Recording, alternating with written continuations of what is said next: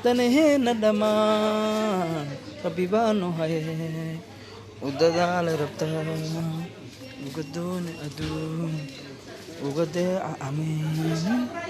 uga deerta habeenkii deeradana adaan uga dooni haye ahay walaalahayga qaaliga ma sha Allah halka aad nagala socotina waa janalka Xasan Qurceel meesha aan ku suganaana waa dukaanka lagu magacaabo Trabal B ee ku yaala wadanka Koonfur Afrika gaar ahaan magaalada Cape Town magaalada Johannesburg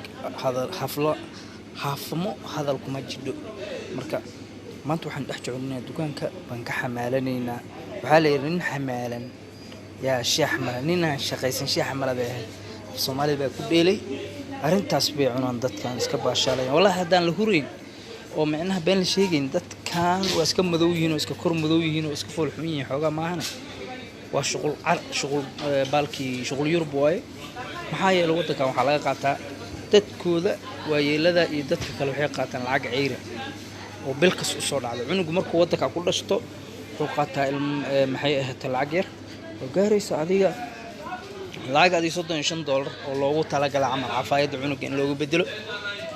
waxay ahaato hooyada markay duqoodo odaga uu duqoodo retired noqdo ayadana sidoo kale waxba la siiyaa kuwaas meeshaas marayaan dadkii jireertii meeshaas joogan waa kaasa meeshaas bangigaas lacag kala bixi rabaan